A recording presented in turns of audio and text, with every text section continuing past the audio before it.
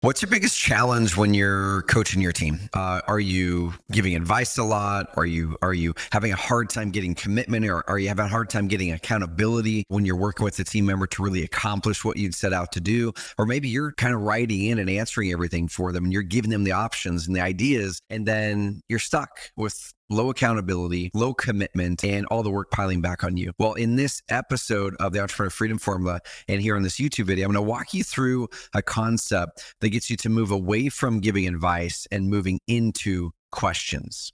So on this episode, grab on, because this is going to completely flip the way that you think about coaching your team and leading forever.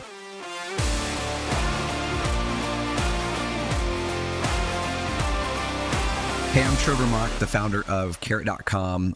Built my companies over the years to dozens of employees and into the 8 figures a year in revenue. And it's been hard, right? It's not an easy thing to do. And one of the hardest things that I've had to experience as a leader is moving out of the habits that we have as leaders, as entrepreneurs, that helped us be successful in the first place. And one of those big habits that helped us be successful and is helping you be successful in the first place is your ability to go get things done. Right, your ability to drive, to come up with answers and come up with options and ways to solve problems, then drive those.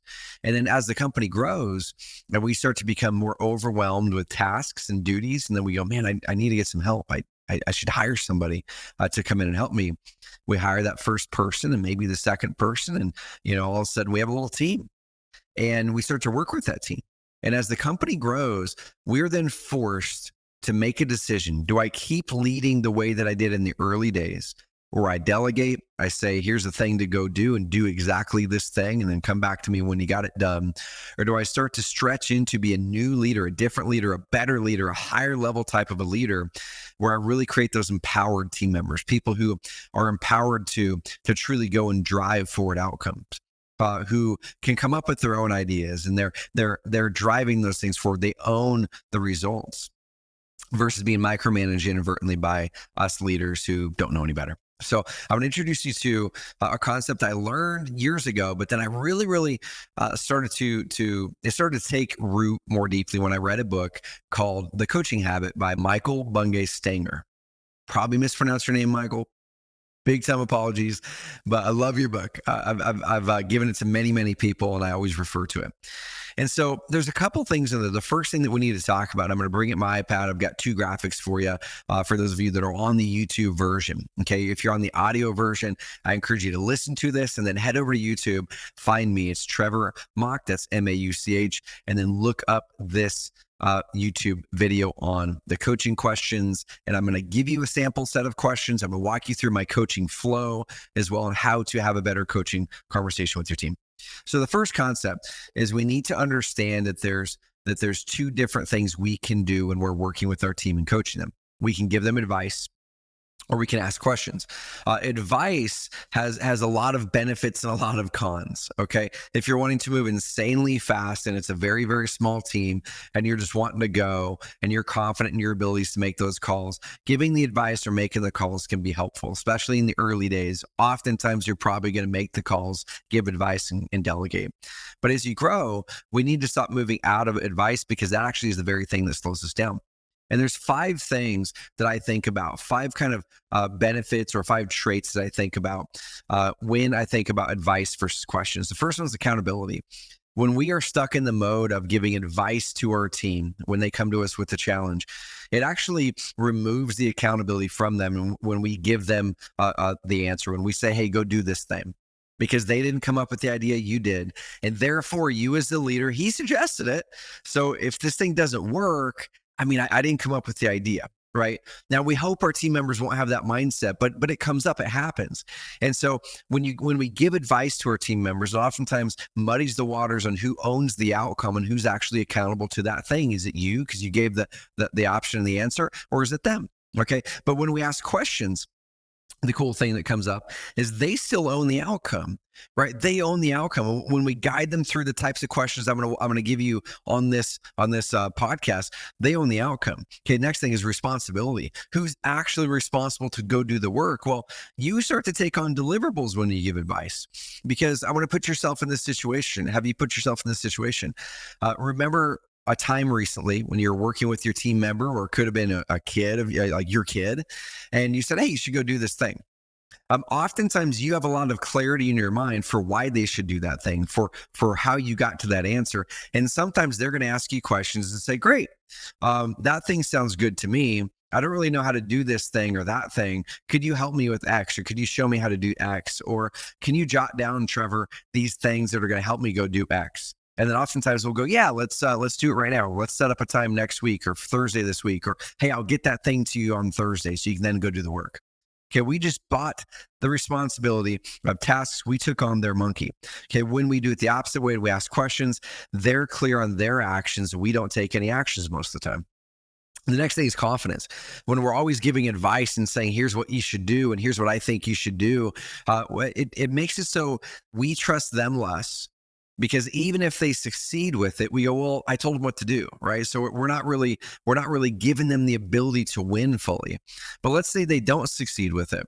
Whose fault was it? It was your idea, but was it their execution, right? So we have low confidence. They have low confidence that you're even giving good advice, or they have a low confidence that you appreciate them, or that you have confidence in their abilities, and vice versa.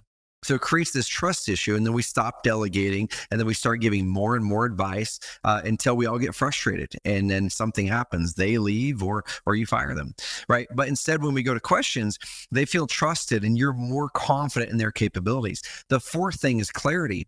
Okay, we have a lot more clarity when we ask questions.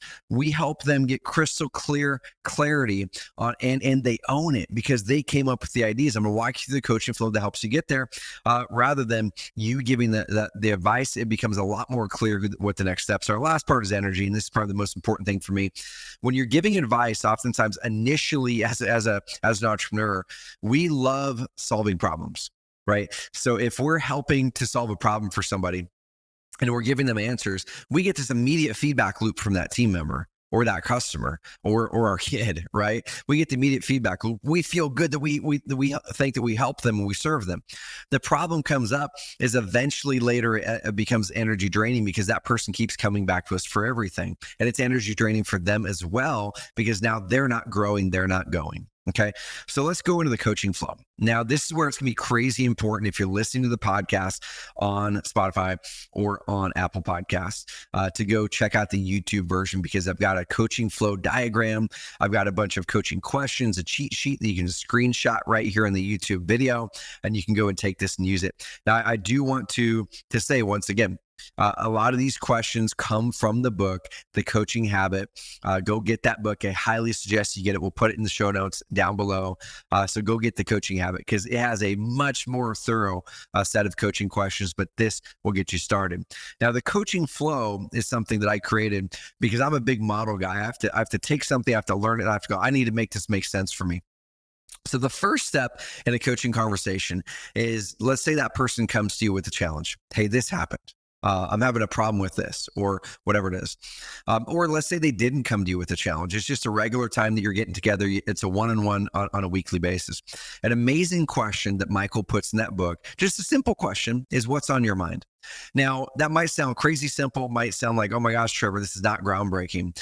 But the challenge is, before I started asking that question, hey, what's top of mind for you? What's on your mind? What's bounced around that you're thinking about the most right now?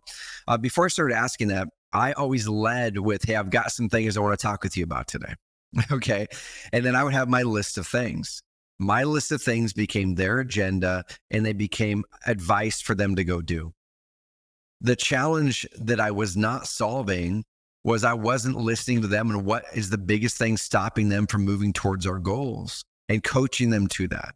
I came to that meeting with insight that I had based on observation, and saying, hey, I think you need to pay attention to these things. Okay. Now, once again, that can work really good if you're needing to move fast because there's an emergency or there's something like that, but that does not work good to help build an amazing, sustainable company. So you start to talk with the person. Hey, Johnny, what's on your mind, man? Like what's bounced around the most right now? Where can I serve you? So they start to talk about it. And then Michael brings up a question called the question. And what else? Okay. So, and what else? Dude, anything else on your mind? Okay, and you're writing those down. Anything else? Anything else popped up? You're writing those down. And then what I'll do is I'll prioritize them. I'll say, awesome, Johnny, out of those things, which one do you want to focus on the most or first? Which one do you think would move the ball forward the most for you? That one, awesome. What would the second one be if we had time? This one, awesome, cool. We've got that.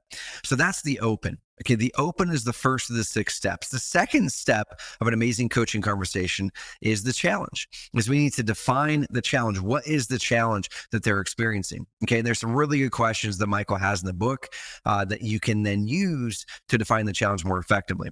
So you might just literally ask that question. Hey, awesome. So on that one thing that you want to on that thing that's popping up that you want to talk about, what's the biggest challenge for you with this so far? What are you running up against that is hard for you that you need to get past? Okay. So then same thing, you're just going to ask them, and what else? Oh, okay, cool. Anything else with that challenge? Any other challenges with that? Any other challenges with that you're seeing come up? Okay, no, just those 2 things. Great. So out of those 2 challenges, Johnny, which one is the one that you think is going to be the greater unlock that we can focus some time on? This one? Okay, cool. Let's focus some time on that one there. Okay. And now there's a whole list of questions under the challenge one. You can say, what is the challenge for you? If you had to pick one of these challenges to focus on, which one would be the real challenge for you? Really get to the root of what is the real challenge you're experiencing. Okay. So now we've entered the conversation. We had them lead it. They brought what's on their mind. What are the things blocking them from from moving towards those goals? And then we asked them what the challenge is. We didn't assume to know what the challenge is. Where we'll have temptation is when they bring up the problem. We'll then go, cool, I've got some thoughts on it. Let me share this. You should probably do this and look at this. And here's this thing I did last week that can be helpful for you. And then you send them on their way. Okay. The problem is you just bought yourself another job. You bought yourself another job to have Johnny keep coming back to you because you are now the magic genie. You're now the magic genie of answers. And they feel, man, Trevor just got a lot. Trevor must love giving answers. So I'm going to give Trevor what he wants. My boss is going to him and having him help me because he seems like he likes it. And it makes it easier for me because now I can just go away. And also, it removes risk for me because I'm just going to execute what my boss said to do. Right, so it's not good for anybody. So now once we've nailed the challenge we're going after, now we need to get clear in the outcome. And once again, this is a step that us as leaders will oftentimes skip over. We'll oftentimes assume that we know and that we're aligned on the outcome together. But what if we're not? What if the outcome that Johnny wants to see is different than you, and you've coached them towards something else? You've gave them advice towards something else. You're confusing the issue. It's making it unclear for everybody what the next step is, who the next step is going to, who's going to take it, and what the accountability is, and whether you should be taking that step in the first place. So we need to go, awesome, what's the outcome? Okay, so what does success look like here for you, Johnny? So if we're going to solve that thing and you wake up tomorrow morning and everything is solved, like what does it look like? What's life look like? Or what does that thing look like? Have them explain it. Or there's the magic one question, which I use a lot in my company. Awesome, Johnny. So I understand it. So it looks like here's the challenge you're experiencing. You wave that magic wand. What does it look like on the other side? What does it feel like? What's different? What changed? Okay. Have them write that down. You understand that and go, cool. So great. I get that. Here's the outcome we're going for. Does that sound right? Yep. Great. Awesome. So now we move into options, which is step 4. Okay. Step 4 is options. Step 1 is you open. Step 2 is challenge. Step 3 is outcome, define the outcome. And now it's step 4. We need to figure out what are the options to get there. So there's a few good questions there. The first question I'll usually ask is, great, so if we're going to solve this challenge, here's the outcome. What have you tried so far? Right. So if you recognize what I'm going through here, everything that I've said back to that team member is a question. Every single time I ask a question, it gets them to think. It improves their critical thinking skills. It also raises the bar for them. Because next time they bring a challenge back to you, the bar is raised. They know they cannot come into that conversation without having thought through some of these things. Okay. And when you have 2, 3, 4, 5 coaching conversations like this, the next conversations are so much easier because they already know, oh, shoot, Trevor's taught me how to think through these things. So I'm going to do some of these before I even come to him. So now I'm just kind of coming at the end where I need some help. Or they're even going to avoid completely coming to you because they now know and have built a new skill set on how to think critically and move towards these answers. Okay. So on the options, hey, great. So what have you already done so far? Awesome. Why didn't that work? Kind of what was the prognosis of that? Why do you feel it didn't work? So really dig in to understand that and have them understand it. Okay, great. So if that didn't work and you've tried these other things, what else could you do? Right. So what else could you do is a great question to ask. One thing that you can ask, and it's not that we can never give advice, we can, but we should really coach them towards the answers. And if the answers aren't there, then there is a way that you can then offer some advice in a healthy way. And one of the ways that Michael suggests doing it, and I'm gonna go down here into the options, is you can say, well, awesome. So how can I help with this? What's the biggest way I can help you? They're going to then tell you how you can help them. So you don't assume that they want help in this way. But you can say, you know what, I've got some thoughts, but before I share my ideas, I want to hear your thoughts first on what else you could do to solve this problem. Now, this is where it's going to be insanely tempting to give advice, because what if they get stuck? What if they say, well, I don't know. That's why I came to you for that. This is where then I'll start to train them on how to think, not what to think. Okay, great, Johnny. So it sounds like here's the challenge, here's the outcome we want to go. You've already tried these things. Dude, I've got confidence in you that you can solve this problem. Now, I'm going to support you. I'm going to make sure that we move in a great direction, but I've got confidence in you on this. So where would you potentially find an outlet to find potential options to solve this? Where would you research? Where would you look? If you could like think of the ideal person, someone who's probably already solved this type of problem before, who is that person? Like, name them. Are they an expert online? Is there a person you know in the business? Is there a mentor who maybe already has the answer for this, who has done this before? If you don't know who, where could you find that person? Okay, it might be a Google search you need to do, Johnny. What Google search could you do to find this information to put you on that path? Or maybe ChatGPT. What prompt would you put into could you put into ChatGPT that could help at least get you started on this? Okay. And then define that down, and that might require them to go away for a day or a couple days or whatever, and say, "Awesome, Johnny." So it sounds like we've got a little bit of time to be able to solve this problem, and I've got confidence in you being able to move to the next step. I'm going to support you every step of the way, but I want you to really drive this, okay? Because it's going to majorly help you on the next one, and it's going to really help you get where you want to go in your career. So when do you want to be able to bring back your options? And this is where you should use the 1-3-1 principle. Okay, the 1-3-1 principle is we've already decided what the challenge is. We've already decided what the outcome is. That's the one. What's the one challenge we're trying to solve? Johnny, I want you to find and research 3 good ways that can solve this problem, and then bring them back to me. When do you want to bring them back to me? Friday? Okay, great. Awesome. Just go ahead and set that up, bring that back to me on Friday, and then give me your one recommendation of what you want to decide to do and why. Okay, so Johnny brings it back, brings the options. Cool, Johnny, go through the options with me. Amazing. How'd you choose these ones? Where'd you look? Great. So you're starting to think about how did they think, so you can know where you can help them increase that skill set even more. Awesome, Johnny. What option did you decide, or do you want to recommend that you do? Great. I like that one, Johnny. So now I'm going to ask some deeper questions. So, Johnny, what might get in the way of this one being successful, or what may make this one a higher risk of success? I want them to think through that. Okay. Is there anything you can see kind of stumbling up, or what is your confidence level that this will work? That's a question I love. Awesome, Johnny, dude. What's your confidence level this is going to work? And I usually use 50%, 80%, or 100%. 100% is there's no chance it's not going to work. 50% is, man, it's a coin flip. It might work, it might not. And 80% is, man, I'm really confident, but there's a chance it won't. Okay. And when you use those 3, it really helps to frame that. So it's not like 30%, it's those 3 are clear guidelines. If Johnny says, man, 50% confidence, I go, awesome, Johnny. So what do you need to do to make that 80 or 100% confidence? What information do you need? What gaps are there? Who has that information? Coach them back to it. Okay, let's say it was all decided. Amazing, Johnny. Looks like we're there. The idea is a higher confidence idea. We're good on this. When do you want to start? When will you start? Okay, they're going to set their start date. When do you want to get this done? Great. They're setting it all. Okay, you can see they're making the decisions here, but I'm guiding them towards it. I'm holding a high bar. I'm making sure they're stepping into this to own it. Now it's decided. Now we're going to set accountability. And historically, this has been the part that I've been the worst at as a leader. As I go, awesome, we're great. I'm over here now. If you need me, let me know. That I forget about it for 3 weeks or a month, and that I didn't hear anything from Johnny. And now I'm thinking, did it get done or did it fail? And I message Johnny saying, hey, Johnny, how are we doing? Then he feels like I'm micromanaging him, or I message him and he didn't do it. And then it's like, oh, shoot, what happened? Right. So this is a key part before we wrap, is accountability.